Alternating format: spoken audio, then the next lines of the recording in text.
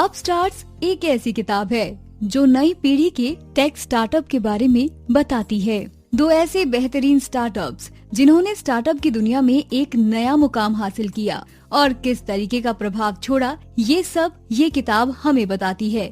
दोनों ही कंपनी के बहुत होनहार और पश्चिमी फाउंडर जिन्होंने एक बड़ा सपना देखा और कैसे उस सपने को साकार किया और आगे क्या भविष्य होगा इन कंपनियों का, ये किताब हमें ये सब कुछ बताती है। जैसे कि हम सब जानते हैं कि सभी बड़ी कंपनियां एक दिन स्टार्टअप के रूप में शुरू हुई थी। फेसबुक और गूगल जैसी बड़ी टेक कंपनियां एक विजन के साथ शुरू हुई और आज दुनिया की सबसे बड़ी टेक कंपनियों में अपना स्थान बनाया। स्टार्टअप ऐसी ही कंपनियां होती है जो एक अलग आइडिया के साथ शुरू की जाती है और पिछले कुछ सालों में हमने देखा कि दुनिया के हर कोने में नए स्टार्टअप खुल रहे हैं जो दुनिया की हर छोटी बड़ी समस्या को हल करने के सपने को सच करने का काम कर रहे हैं। और ऐसे ही स्टार्टअप जब थोड़े बड़े स्तर पर पहुंच जाते हैं तो ऐसे स्टार्टअप को अपस्टार्टर कहते हैं। ऐसे ही दो बड़े नाम जिन्होंने बिजनेस करने के नए तरीके इजाद किए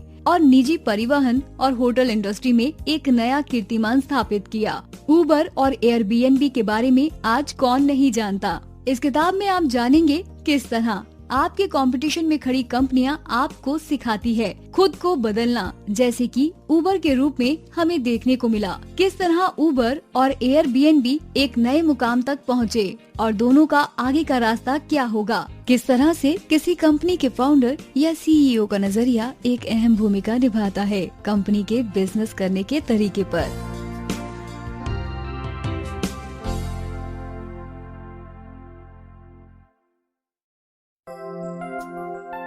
लेसन 1, एयरबीएनबी और उबर जैसी कुछ कंपनियां जिन्होंने कुछ ही सालों में बहुत तरक्की की है और स्टार्टअप के स्तर से ऊपर उठ गई हैं। ऐसी ही कंपनियों को अपस्टार्टर कहते हैं। दोनों ही कंपनियां काफी तेजी के साथ दुनिया भर में अपनी पैठ बनाने के लिए जानी जाती है। अपनी ही तरह की बड़ी कंपनियों से टक्कर लेने में जरा भी संकोच नहीं करती ये दोनों कंपनियां। और हमने बीते सालों में ऐसा देखा भी जब इन कंपनियों ने कांटे की टक्कर देते हुए बड़ी कंपनियों के पसीने निकाल दिए। दोनों ही कंपनियां नई तकनीक के साथ साथ बिजनेस करने के पुराने तरीके भी सही से इस्तेमाल करती हैं। बहुत सारी बड़ी कंपनियों की तरह इन कंपनियों ने कोशिश की है कम से कम एसेट रखने की। जैसे कि एक बार देखने में लगता है कि एयरबीएनबी जैसी कंपनी के पास कितने होटल होंगे, पर एक भी होटल का रूम जो एयरबीएनबी के माध्यम से किराए पर लिया जाता है वो एयरबीएनबी का खरीदा हुआ नहीं होता। इसी तरह उबर को देखकर लगता है कि कितनी सारी कारें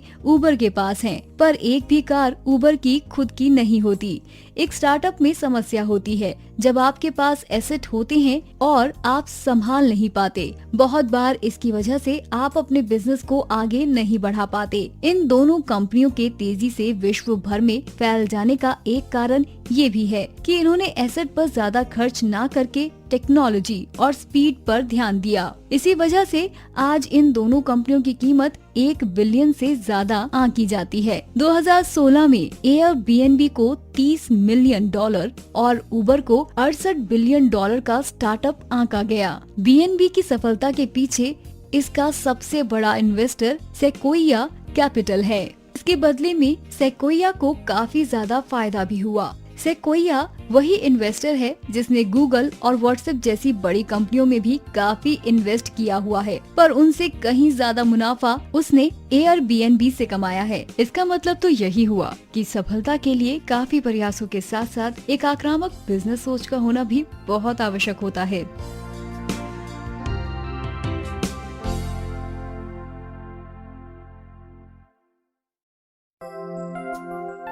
लेसन 2, उबर के आने से पहले किसी अजनबी की कार में बैठने के बारे में सोच भी नहीं सकते थे, पर किस तरीके से ये संभव हुआ ये जानना वाकई काफी रोचक होगा। जैसे कि ज्यादातर स्टार्टअप्स के साथ होता है कि वो शुरू होते हैं किसी समस्या से। उबर के साथ भी यही हुआ। सैन फ्रांसिस्को की बहुत घटिया टैक्सी सेवा के समाधान के रूप में शुरू हुई उबर की कहानी। एक टाउन कार सर्विस के रूप में कंपनी शुरू हुई और लोगों को सुविधाजनक तरीके से कार मिलना आरंभ हुआ। ऐसे में जब वहाँ एक टैक्सी का मिलना बहुत कठिन था, उबर ने एक बेहद स्टाइलिश कार सर्विस का ऑप्शन दिया शहर के वर्किंग नौजवानों को, और अब आपको घंटों टैक्सी का इंतजार नहीं करना पड़ता था। थोड़े ही समय के बाद और राइड शेयर कंपनियां बाजार में आई, जैसे कि लिफ्ट, पर इस समय तक उबर ने खुद को और भी शहरों तक पहुंचा दिया था। राइड शेयर के साथ साथ अब उबर को समझ आ गया था कि अब कंपटीशन बढ़ सकता है और खुद को एक टैक्सी सर्विस के रूप में जमाना काफी जरूरी हो गया है। सबसे बड़ी चीज जिस पर उबर ने ध्यान दिया था वो था टेक्नोलॉजी का अधिकतम उपयोग, और उबर की ऐप इस बात का सबूत है कि कैसे इस कंपनी ने अपनी बेहद सरल और आसानी से चलने वाली ऐप के जरिए बिजनेस को आगे बढ़ाया।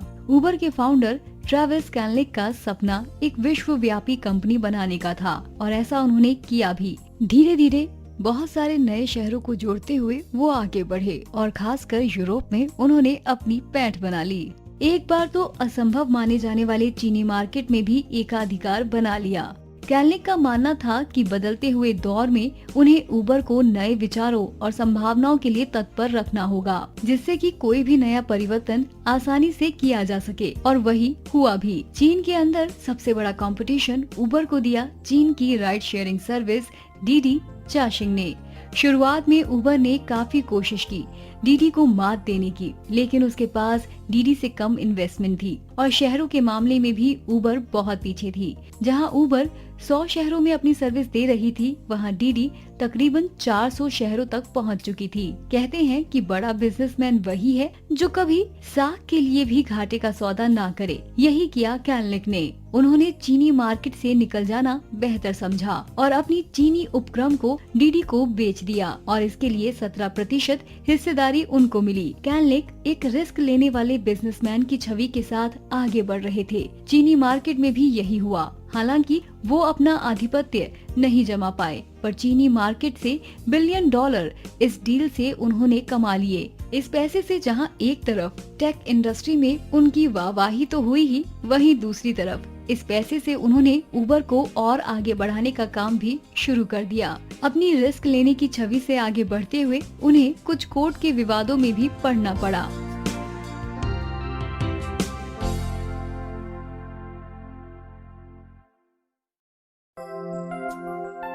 लेसन 3। किसी अजनबी की कार में बैठने से ज्यादा अजीब बात लगती है पैसे देकर किसी अजनबी के घर में रहना और सोना। कुछ समय पहले तक इन दोनों ही चीजों के बारे में सोच पाना लगभग असंभव था, पर आज के दौर में हम देखते हैं कि कैसे किसी अजनबी की कार में सफर करना बहुत ज्यादा आम बात हो गई है। वैसे ही किसी अजनबी के घर में रहना भी बहुत आम बात बन गई है। ये सब संभव हुआ एयरबीएनबी के कारण, जिसकी वजह से आज लाखों पर्यटक किसी अजनबी के यहाँ पर कुछ समय आराम करने और रुकने से परहेज नहीं करते। एयरबीएनबी की शुरुआत एक बेहद विनम्र और बेहतरीन वाक्य से हुई। ब्रायन चेस्की अपने किसी प्रोजेक्ट पर काम कर रहे थे और किराया भरने तक के पैसे उनके पास नहीं थे। एक दिन उन्होंने सोचा कि अपने दोस्त के सोफे पर ही सो जाता हूँ, जिसके लिए उन्होंने अपने दोस्त को थोड़े पैसे भी दिए। इसी जरूरत और तरकीब के बाद उनके दिमाग की बत्ती जली। उन्होंने सोचा कि जिस तरीके से एक खाली सोफे से उनका और उनके दोस्त दोनों का फायदा हो गया, तो किस तरीके से लोग अपने घर में खाली कमरे को किराए पर देकर कुछ पैसे कमा सकते हैं और पर्यटक होटल से कम पैसे में आराम से रात गुजार सकते हैं। पर्यटकों के लिए इससे अच्छा क्या होगा कि वो किसी स्थानीय इंसान के घर रहें और आसपास के लोगों और जगह को ज्यादा अच्छे से जान पाए। ये वाकई एक बेहतरीन आइडिया था।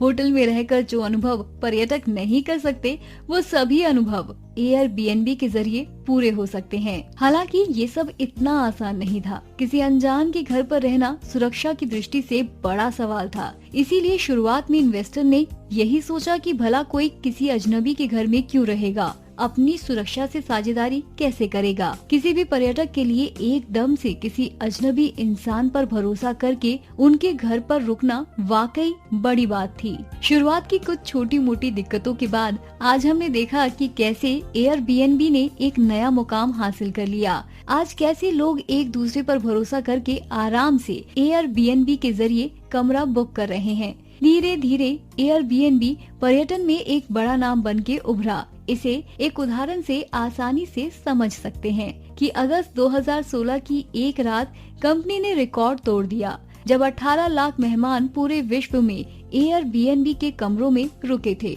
जो कि मैरिट होटल ग्रुप के पूरे विश्व के कमरों से कहीं ज्यादा था। जबकि मैरिट होटल ग्रुप दुनिया का सबसे बड़ा होटल ग्रुप है। जाहिर तौर पर एयरबीएनबी और उबर लोगों के लिए वरदान की तरह आए और उनकी जिंदगी को आसान बनाने का काम किया।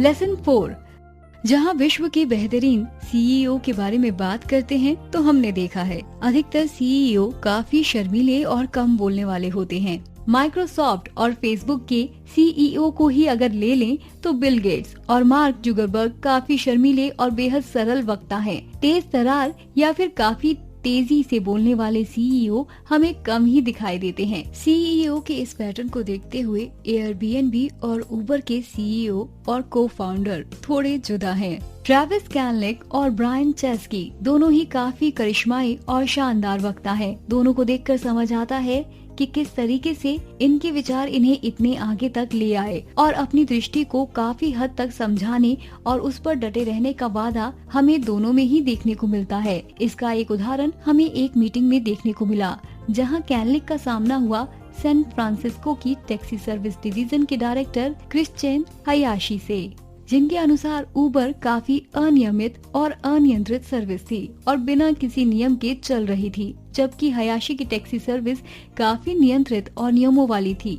कैलनिक ने पहले से ही स्पष्ट कर रखा था कि उबर किस तरीके से अपने नियमों के अनुसार जाकर पुराने नियमों से बेहतर काम करेगी। एक बहस में हयाशी ने तो उबर के कार्यकारी अधिकारियों को अप्रिय तक बोल दिया, जिसके जवाब में कैलनिक ने हयाशी को गुस्से से भरा हुआ और चिल्लाने को आतुर बोला। उनके इस तरीके से एक बात तो स्पष्ट थी कि वो आसानी से किसी से दबने वाले नहीं हैं और बात अदालत तक जाएगी तो भी वो पीछे नहीं हटेंगे। उनकी लोकप्रियता का अंदाजा इसी बात से लगाया जा सकता है कि उनके चाहने वाले उनके साथ खड़े हुए और रैलियों में काफी मात्रा में इकट्ठे होकर सहयोग दिया। न्यूयॉर्क तक में लोगों ने यहाँ की सरकार के खिलाफ जाकर कैलनिक को सहयोग दिया। ऐसा केवल उनके मुखर स्वभाव और पीछे न हटने वाली प्रवृत्ति के कारण ही संभव हुआ। दोनों ही कंपनियों के साथ अच्छी बात थी कि सीईओ आम लोगों के पसंदीदा थे। दोनों को अच्छे से पता था कि कैसे लोगों का दिल जीतना है और कैसे कस्टमर सर्विस के लिए किसी भी हद तक जाना है। इसी वजह से दोनों ही कंपनियां अलग अंदाज में लोगों तक जुड़ पाई। साथ साथ कुछ विवाद भी साथ चलते गए।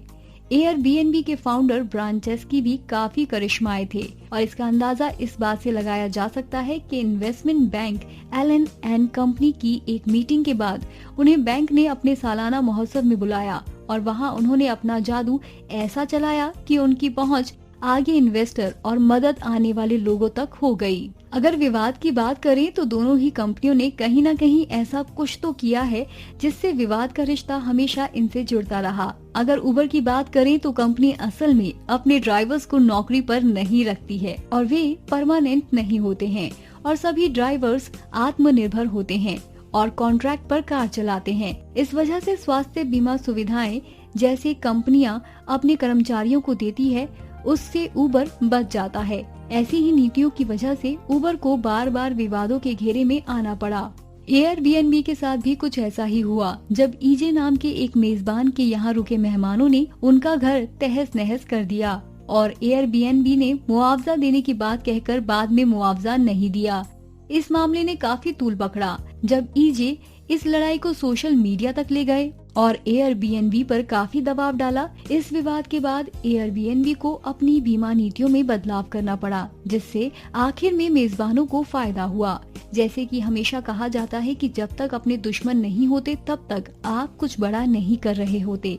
इसी तरह से इन दोनों कंपनियों को आगे बढ़ने के रास्ते में कुछ एक दुश्मन तो मिल ही गए होंगे।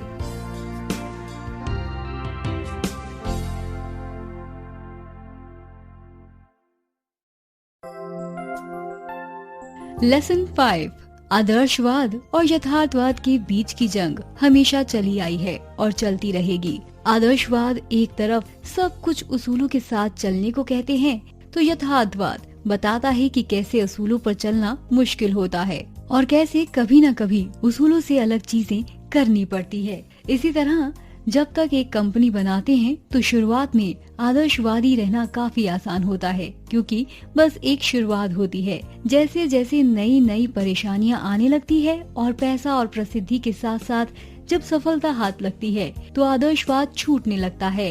एयरबीएनबी और उबर के बारे में भी हम कह सकते हैं कि कब तक ये दोनों कंपनियां अपनी मूल विचार पर चलती रहेगी, या फिर ऐसा भी समय आएगा जब पैसा कमाने के चक्कर में ये भी कुछ भी करने को तैयार हो जाएंगी। बहुत सारी बाहरी परिस्थितियों में भी कई बार जिम्मेदारी होती है आंतरिक परिवर्तन की। सैमवर भाइयों के द्वारा एयरबीएनबी को एक बार निशाना बनाया गया।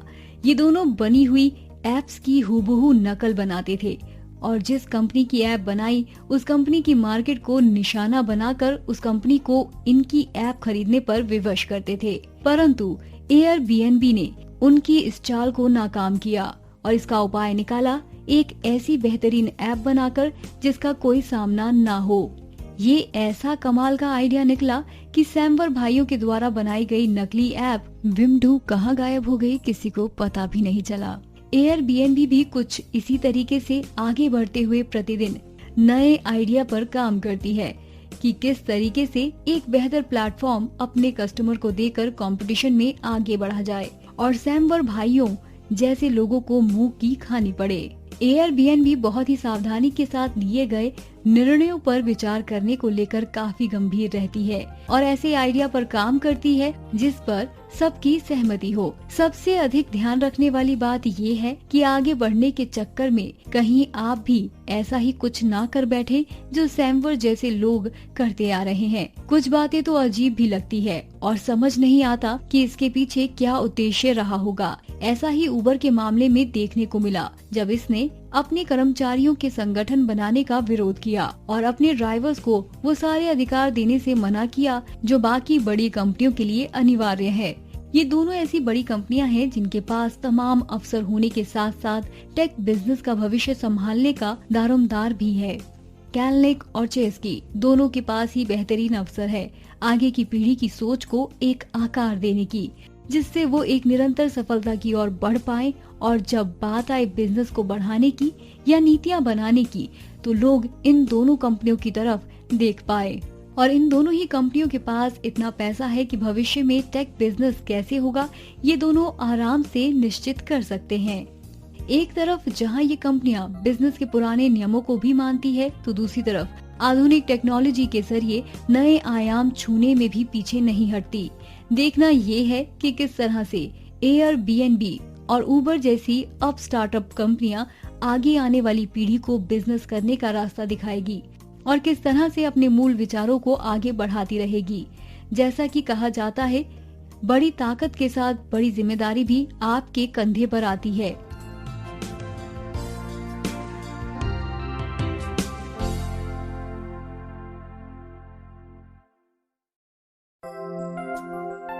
इस किताब का सार बस इतना ही है। एयरबीएनबी और उबर के रूप में दो ऐसी कंपनियां और दो ऐसे बिजनेसमैन हमने देखे जो बहुत ही करिश्माई और मेहनती है और उतने ही शानदार उनके साथ काम करने वाले लोग भी। इन दोनों ही कंपनियों के पास मौका है ग्लोबल लेवल पर प्रभाव छोड़ने का। बस देखना ये है कि ये कंपनियां अपनी शक्ति का दुरुपयोग करके वो विश्वास न खो दे जो इतने सालों में इन्होंने पाया है।